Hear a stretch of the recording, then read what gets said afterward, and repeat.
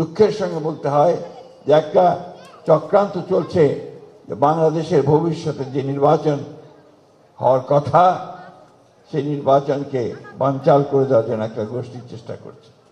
আজকে দুঃখের সঙ্গে বলতে হয় যে একটি উগ্রবাদ, তারা বিভিন্ন রকম উগ্রবাদের কথা বলে মানুষকে বিভক্ত করতে চায়, বিভাজন সৃষ্টি করতে চায়। আমি বক্তব্য একদমই বাড়াবো না।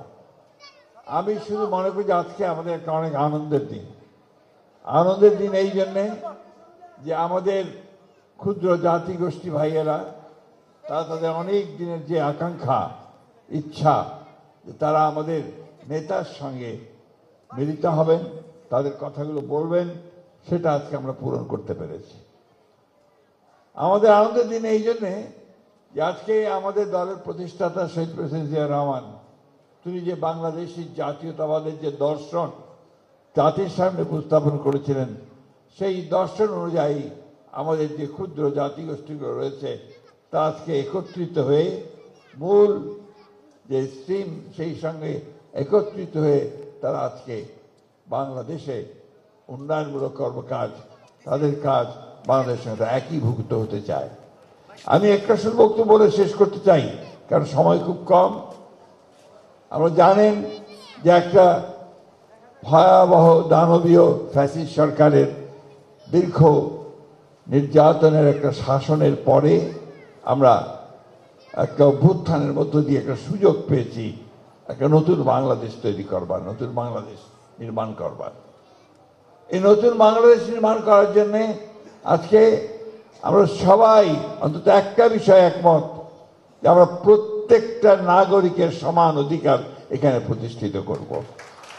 এবং সেই সঙ্গে আজকে আপনারা যারা নিজেদেরকে মনে করছেন যে আপনারা আলাদা ক্ষুদ্র জাতিগোষ্ঠীর সদস্য, আমার ম্যাডাম সবসময় বলেন, আমার নেতাও বলেন যে কখনো এই কথা বলা যাবে না, সংখ্যা লঘিষ্ঠ বা সংখ্যা লঘু, আমরা এই কথা বলা যাবে না।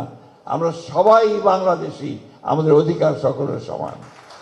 হ্যাঁ, নিশ্চয়ই আমরা অতীতে সব সময়ে সব কাজ করা সম্ভব হয়নি, অতীতে আপনাদের প্রতি সব সময় সুবিচার করা সম্ভব হয়নি, কিন্তু আমি বিশ্বাস করি আমাদের নেতা জনক তারেক রহমানের নেতৃত্বে যে 31 দফা প্রণয়ন করা হয়েছে যা বাংলাদেশের ভবিষ্যৎ রাজনীতির মূল চাবিকাঠি, সেই 31 দফার মধ্যে রেইনবো বাংলাদেশের কথা বলা আছে, রেইনবো জাতির কথা বলা আছে।